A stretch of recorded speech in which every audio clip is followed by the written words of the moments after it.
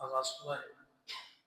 इब्तिदा में अल्लाह रब्बुल इज़्ज़त ने नबी अकरम शफीउ आलम नूर मुजस्सम सल्लल्लाहु अलैहि वसल्लम को गैब की खबर से मुत्तले फरमाया कि जब आप सफर जिहाद से वापस मदीना तैयबा पहुंचेंगे तो बगैर किसी उज़र के जिहाद से पीछे रहने वाले मुनाफिकीन झूठी कस्में खाकर अपने उज़र पेश करेंगे। अल्लाह ने फरमाया महबूब आप उन्हें फरमा दीजिएगा बहाने ना बनाओ, तुम्हारी एक एक चीज अल्लाह ने हमें बता दी है, किस वजह से तुम पीछे रह रहे हो, अब बहाने ना बनाओ मेरे सामने। और ये गज़वा तबूक से पीछे रहने वाले थे। फरमाया आप इनसे सिर्फ नजर करें और इन नपाक से अपने आप को आप अपनी नजरों को फेर लें, इनका ठिकाना तो जहन्नम में है। फिर अल्लाह रब्बुल इज़्ज़त ने आयत नंबर 100 में इरशाद फरमाया अल्लाह ताला ने ईमान लाने में पहल करने वाले मुहाजिरीन, अंसार और नेकी के साथ इत्तिबा करने वालों को अपनी रजामंदी की कतई सनद अता फरमा दी और उनके लिए दायमी जन्नत की खुशखबरी सुना दी। आयत नंबर 103 में फरमाया ए रसूल सल्लल्लाहु अलैहि वसल्लम मुसलमानों के मालदारों से ज़कात दीजिए ताकि इसके ज़रिए आप उन्हें पाक कर दें और उनका तज़किया करें, बेशक आपकी दुआ उनके दिलों का चैन है। इसमें ज़कात का हुक्म आया। ज़कात मालदारों से लेकर गरीबों में तकसीम की जाती है, मुस्तहिकीन तक पहुँचाई जाती है। आयत नंबर सूरह तौबा के 107 में बड़ा अहम मसला अल्लाह ने बयान फरमाया, मस्जिद ज़िरार का जिक्र। मस्जिद ज़िरार, ये मस्जिद ज़िरार मुनाफिकीन ने मुसलमानों के मुकाबले में बनाई थी ताकि मस्जिद का नाम देकर ऐसी जगह का इंतखाब करके बिल्डिंग बना के वहाँ पर फितना और फसाद फैलाया जाए। अब देखें अल्लाह रब्बुल इज़्ज़त इब्तिदा में हर चीज़ को फरमाए महबूब अलैहिस्सलाम ये कर रहे हैं ना, एक वक्त आएगा, लेकिन बाद में ऐसा वक्त आ गया किसी मुनाफिक की साजिश को बर्दाश्त नहीं किया। अल्लाह रब्बुल इज़्ज़त ने जो जो साजिशें कर रहे थे हर साजिश से अपने हबीब सल्लल्लाहु अलैहि वसल्लम को आगाह फरमा दिया। आयत नंबर 107 में फरमाया उन लोगों का जिक्र जिन्होंने मस्जिद दिरार बनाई। ये अबू आमिर राहिब था एक। नबी अलैहि सलाम जब मदीना तैयबा गए तो कहने लगा आप क्या लेकर आए हैं? आपने फरमाया मैं इस्लाम लेकर आया हूँ। तो कहने लगा कि मैं भी पहले दीन पर कायम हूँ, लेकिन आप ऐसी बातें लेके आई हैं जो नहीं होनी चाहिए थी।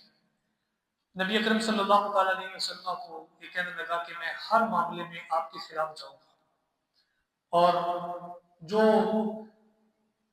2 नंबर है और जो कमज़ोर है इस्लाम में, अगर आप सच्चे हैं तो आपको अल्लाह फतह अता करे, अगर मैं सच्चा हूँ तो मुझे फतह अता करे, वरना अल्लाह रब्बुल इज़्ज़त तन्हा कर दे जो झूठा है। तो नबी इस्लाम ने फरमाया ठीक है आमीन, ये आपने फरमा दिया। अब ये तब से लेकर ग़ज़वाए हुनैन तक मुसलमानों के खिलाफ साजिशें करता रहा, हर ग़ज़वे में मुसलमानों के खिलाफ लड़ा।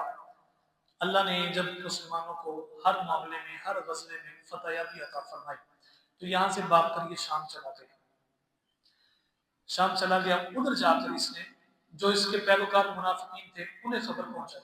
कहा मैं मुल्क शाम के जो बादशाह है उसके पास जाऊंगा, कुछ मालो दौलत इकट्ठी करूंगा, तुम ऐसे करो कि जो मस्जिद कुबा है ना उसके इर्द गिर्द एक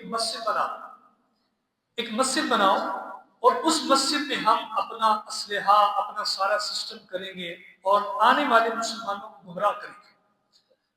मस्जिद बना दी, बिल्डिंग खड़ी कर दी। नबी अलैहिस्सलाम तबूक के लिए तशरीफ लेकर जाने लगे। इन मुनाफिकीन ने कहा हुजूर हमने मस्जिद इसलिए बनाई है कि जो बूढ़े बूढ़े मुसलमान हैं, सिहाबा हैं, उन्हें परेशानी का सामना न करना पड़े, वो यहाँ पे आके इजनी नमाज पढ़ ले, उन्हें दूर जाना पड़ता है, आप इसमें आकर नमाज पढ़ा दें। तो नबी अलैहिस्सलाम ने फरमाया अभी तो मैं जा रहा हूँ, वापसी पर अगर अल्लाह का हुक्म हुआ, इजाजत मिली तो आके नमाज पढ़ाऊंगा। जब नबी करीम सल्लल्लाहु अलैहि वसल्लम आप वापसी तशरीफ लाए, अल्लाह रब्बुल इज़्ज़त ने इससे मुत्तले फरमा दिया।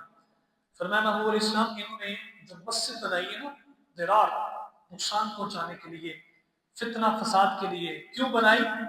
تاکہ مسلمانوں کو نقصان پہنچائیں، کفر پھیلائیں، اہل ایمان کے درمیان تفرقہ پیدا کریں، اللہ اس کے رسول سے جنگ کرنے والوں کے ساتھ جو سازشیں ہیں وہ کریں، اللہ اس کے رسول کے ساتھ جنگ کریں اور اس کے لیے پلان کریں۔ یہ مرکز انہوں نے بنایا۔ تو نبی علیہ السلام کو جب یہ خبر پہنچی نا، آپ نے اپنے صحابہ کو فرمایا اس مسجد کی جو بلڈنگ ہے گرا دی جائے اور اس مسجد کی ساری بلڈنگ کو گرا کر آگ لگا دی جائے۔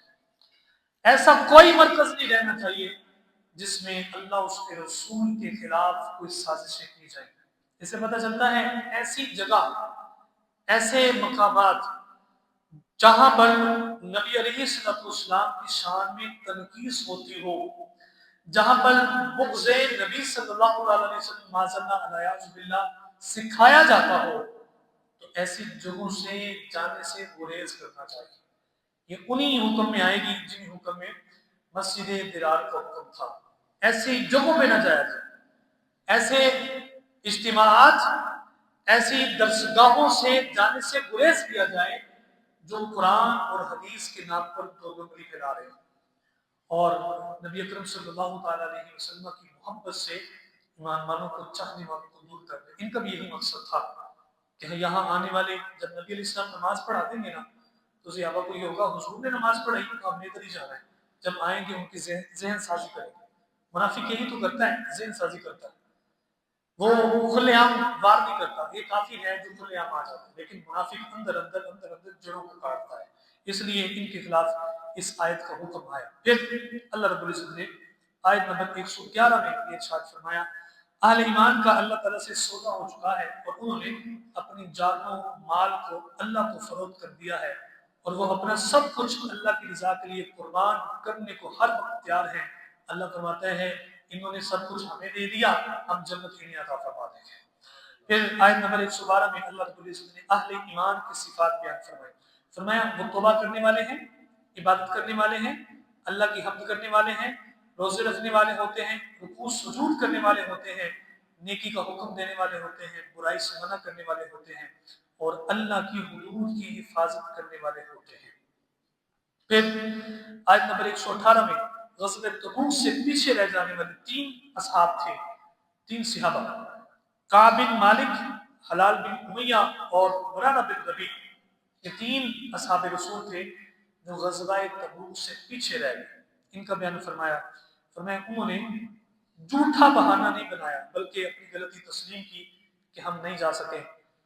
نبی علیہ السلام نے جانے کا فرمایا اور یہ نہیں گئے، اپنی مرضی کی، تو بتا بھی دیا حضور اس وجہ سے نہیں گئے، کوئی جھوٹا بہانہ نہیں بنایا۔ تو پیارے نبی صلی اللہ تعالیٰ علیہ وسلم ان سے پھر سب ناراض ہو گئے۔ 50 دن تک حضور نے ان کو بلایا نہیں، ہاں جی 50 دن تک نہیں بلایا، نظریں بھی نہیں کی ان کی طرف اور حکم دے دیا کوئی صحابہ ان سے کلام نہ کرے، نہ ان کی مدد کرے، نہ ان کے پاس بیٹھے۔ ان کے دل میں کچھ نہیں تھا، بس ایک ان سے معاملہ ہوا جس کی وجہ سے نہ جا سکے کہ ہم پہنچ پائیں گے، جلدی پہنچ جائیں گے، لیکن نہ جا سکے۔ نبی علیہ السلام نے حکم فرمایا تو دل میں ان کی کھوٹ رہی تھی، تو پیارے نبی صلی اللہ تعالیٰ علیہ وسلم نے سب کچھ سبق دیا کہ ہم نے جو کہہ دیا ہے وہی کرنا ہے، اگر جو دل میں کھوٹ نہیں، اپنی مرضی نہیں کرنی، اپنی مرضی نہیں کرنی۔ 50 دن تک نبی علیہ السلام نے نہ بلایا، کوئی چکر میں کوئی صحابہ نہیں۔ یہ مجلس رسول میں آتے تھے، رسول علیہ السلام ان کی طرف نظر نہیں فرماتے تھے، نبی علیہ السلام کو دیکھتے رہتے دیکھتے رہتے دیکھتے رہتے دیکھتے رہتے، جب ان کی نظریں ہٹتی تھی پھر حضور ان کی طرف دیکھتے تھے۔ یہ صرف سکھا رہے تھے، سمجھا رہے تھے۔ پھر 50 دن کے بعد اللہ رب العزت نے ان کی توبہ کو قبول فرمایا۔ اس میں ایک پوائنٹ کی بات عرض کروں اور یہ بات یاد رکھیں، مسجد درار کا ذکر آیا تو میں نے اسی حوالے سے یہ بات بیان کی۔ ایسی درسگاہیں، یہ کوئی میری اپنی بات نہیں ہے، یہ قرآن ہے۔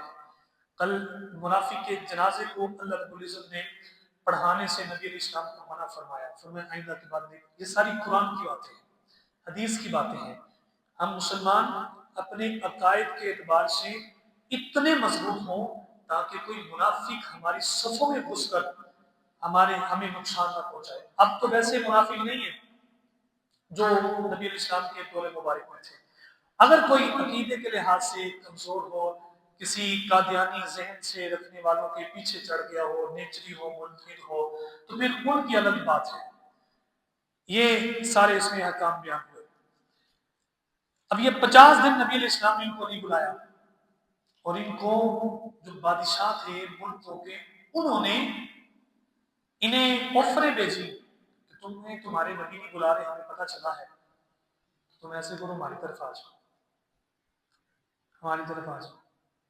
لیکن یہ کہنے لگے جن کے ایک دفعہ ہو گئے ہیں ہم ان کو چھوڑ کے کہیں نہیں جائیں گے۔ جو مرضی صبر کیا، صبر کیا، صبر کیا، اللہ نے پھر ان کی سارے معاملات کو درگزر فرما دیا، اور نبی علیہ السلام بھی ان سے خوش ہو گئے۔ جو محبت والے ہوتے ہیں نا، مخلص ہوتے ہیں، مشکل وقت آ جائے، کوئی بھی وقت آ جائے، ساتھ نہیں چھوڑتے۔ جو ساتھ چھوڑ کے جاتا ہے اس کا مطلب وہ آپ کا تھا ہی نہیں، وہ ٹائم پاس کرنا تھا، چلا گیا۔ جو آپ کا ہے نا وہ آپ کا ساتھ نہیں چھوڑے گا۔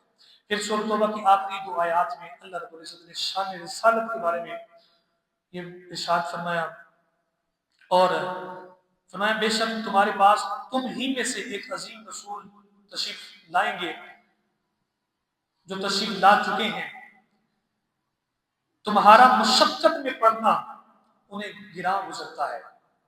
یہ جو آیت ہے نا، لقد جاءکم رسول من انفسکم عزیز علیہ، اس کی بات ہو رہی ہے۔ فرمایا تمہارا مشقت میں گزرنا انہیں پریشان کرتا ہے۔ فرمایا اے نبی علیہ السلام کی امتیوں، پریشان تم ہوتے ہو، پریشانیاں تمہیں آتی ہیں، اور تمہارے آقا صلی اللہ تعالیٰ علیہ وسلم کو بھی اس پریشانی کی تکلیف ہوتی ہے کہ میرے امتی کو کیوں پریشانی ہے۔ اب کسی امتی کو پریشانی دینا بھی اس حکم میں آئے گا کہ کسی امتی کو پریشانی دی، وہ پریشان ہوا، تو مدینہ میں سرکار کائنات صلی اللہ تعالیٰ علیہ وسلم کو پریشان کیا، اس لیے کسی کو پریشانی نہیں۔ یہ آیت بڑی ہی پاورفل ہے۔ نماز کے بعد اس کو پڑھا جائے، پھر 3 مرتبہ صلی اللہ علیہ یا محمد پڑھا جائے۔ ایک صاحب علم بندے تھے حضرت شبلی، وہ پڑھا کرتے تھے۔ کسی نے خواب میں دیکھا کہ وہ تشریف لائے ہیں، نبی علیہ السلام بیٹھے ہیں، تو آپ نے کھڑے ہو کر ان کا استقبال کیا، ماتھا چوما۔ تو خواب جو دیکھنے والے تھے ان کا نام بھی ابو بکر تھا، انہوں نے کہا حضور یہ کیوں آپ نے اتنا نوازا ہے؟ فرمایا یہ ہر نماز کے بعد سورۃ توبہ کی یہ آیت پڑھتا ہے، اور اس کے بعد مجھ پر 3 مرتبہ درود پڑھتا ہے، اس لیے میں اسے یاد کرتا ہوں۔ اس نے ہمیں یاد رکھا ہوا ہے، ہم اسے یاد کرتے ہیں۔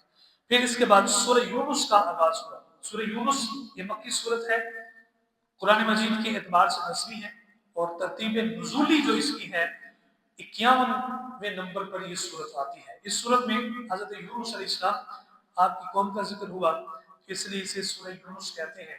توحید کا ذکر اس میں آتا ہے، نبی اکرم صلی اللہ تعالیٰ علیہ وسلم کی رسالت کی حقانیت کا ذکر اس سورت میں آتا ہے۔ آیت نمبر 5 میں اللہ نے بتایا کہ اللہ نے سورج کو روشنی دینے والا بنایا، چاند کو روشن بنایا، اور اس کی منزلیں مقرر فرمائی، جگہ مقرر کر دی کہاں سے نکلنا ہے، کہاں غروب ہونا ہے۔ پھر فرمایا کہ جو رات اور دن کا آنا ہے اور زمین و آسمان کی پیدائش ہے، یہ اہل تقوی کے لیے اللہ کی قدرت کی نشانیاں ہیں۔ پھر اللہ رب العزت نے لوگوں کی جو مفاد پرستی تھی اور بدعمالیاں تھیں، ان کی سزا کے حوالے سے ذکر فرمایا۔ فرمایا انہیں مہلت دی جاتی، لیکن جب وہ نہ مانتے پھر عذاب اللہ رب العزت کا آ جاتا۔ پھر اللہ رب العزت نے ایک فطری جو انسانی تقاضا ہے اس کا ذکر فرمایا۔ فرمایا انسان جب پریشان ہوتا ہے نا، مشکل آتی ہے تو کہتا ہے اللہ اللہ اللہ اللہ اللہ، یا اللہ تجھے تیرا کرم ہے، یا اللہ کرم کر دے، پریشانیاں دور کر دے۔ جب تو پریشانی دور کر دے گا نا تو کبھی بھی میں تیرے حضور سجدہ ریزی سے نہیں ہٹوں گا، ہر وقت سجدہ کرتا رہوں گا، تیری بات کرتا رہوں گا۔ تو میں جب اللہ دعا قبول کرتا ہے، پریشانی دور ہو جاتی ہے، تو پھر کیا کرتا ہے؟ پھر جب مصیبت ٹل جاتی ہے تو یہ فراموش ہو جاتا ہے، بھول جاتا ہے کہ میں نے کیا وعدہ کیا۔ اللہ فرماتا ہے یہ فطری ایک تقاضا ہے کہ اس طرح کی فطرت ہوتی ہے۔ پھر آیت نمبر 22 میں اللہ رب العزت نے فرمایا اللہ کی ذات وہ ذات ہے جس نے دریاؤں میں بڑی بڑی کشتیوں کو چلا دیا، بارش سے انسانوں اور جانوروں کی خوراک پیدا کی، पौधों और सब्जों को अल्लाह ने उगाया। फिर अल्लाह रब्बुल इज़्ज़त ने आयत नंबर 31 से ये बताया कि अगर उन मुशरिकों से पूछा जाए ना जो ईमान नहीं ला रहे, जमीन और आसमान किसने पैदा किया है, तो कहेंगे अल्लाह ने। जवाब देंगे अल्लाह ने की, लेकिन वो शिर्क में इतने डूबे हैं कि ईमान नहीं लाते। आयत नंबर 57 में अल्लाह रब्बुल इज़्ज़त ने कुरान मजीद की ये शान बयान करते हुए इरशाद फरमाया, तुम्हारे पास तुम्हारे रब की जानिब से एक अजीम नसीहत आई है जो दिलों की बीमारियों के लिए शिफा है और मोमिनों के लिए हिदायत और रहमत है। ये आयत नंबर 57।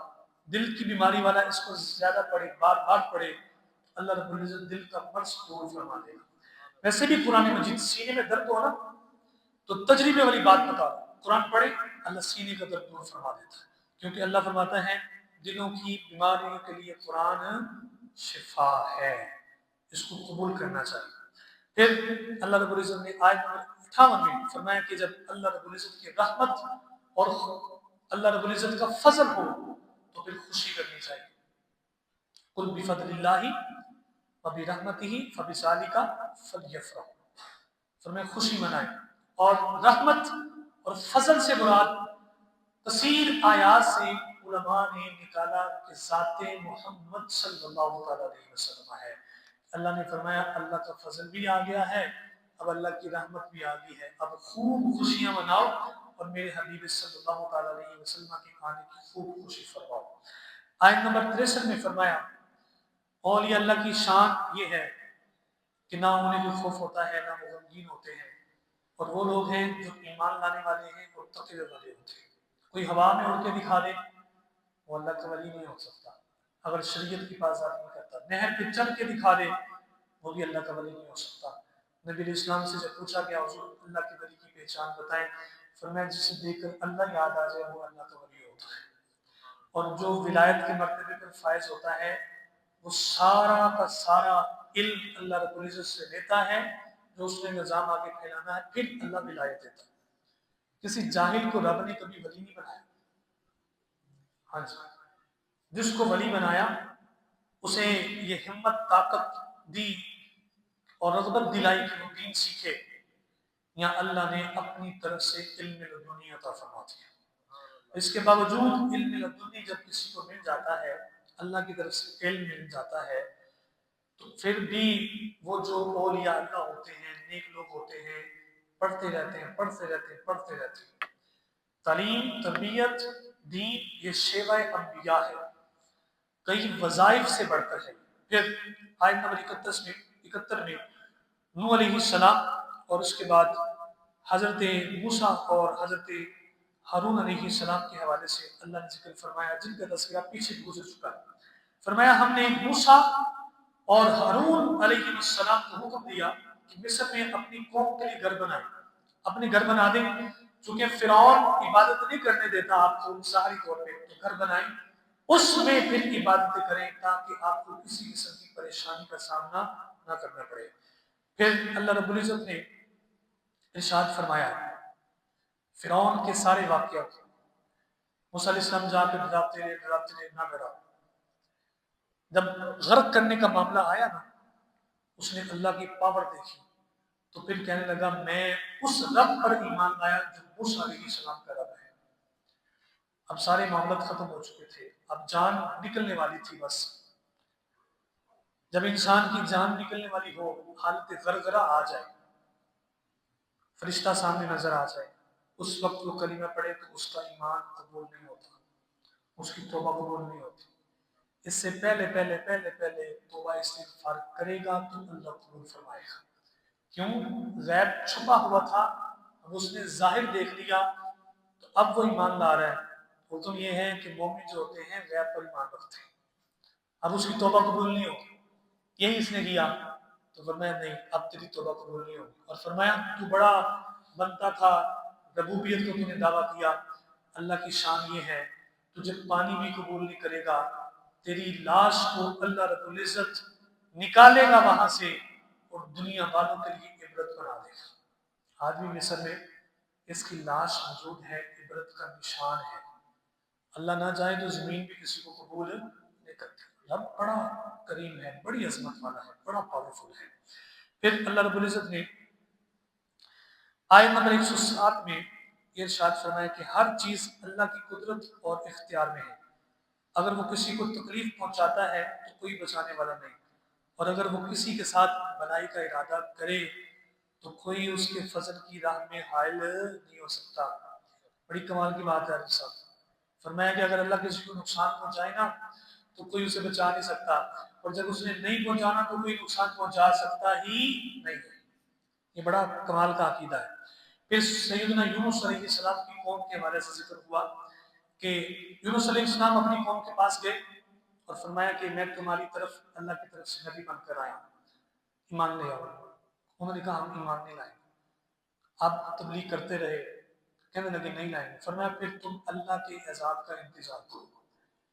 अब कौम अभी अजाब नहीं आया था, लेकिन यूनुस अलैहिस्सलाम का ये जुमला समझकर सुनकर परेशान हो गई कि यूनुस अलैहिस्सलाम ने कभी ऐसी बात नहीं की जो माज़अल्लाह झूठी हो, हर वक्त सच्ची बात करते हैं।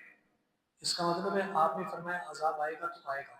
रात को देखते हैं अगर इस बस्ती में यूनुस अलैहिस्सलाम ठहरे तो ठीक, अगर आप तशरीफ ले गए तो समझे अल्लाह का अजाब आ गया। रात को जब देखा तो यूनुस अलैहिस्सलाम जा चुके थे। सुबह हुई तो सब पूरा आसमान धुएंधार हो गया। अब कौम ने अल्लाह के अजाब के असर को देखा। अभी अजाब आ रहा था, असरात आ रहे थे। उसी वक्त ये कौम पक्की सच्ची तौबा करके यूनुस अलैहिस्सलाम की शरीयत में आ गई और अल्लाह ने सारे गुनाहों को माफ फरमा दिया।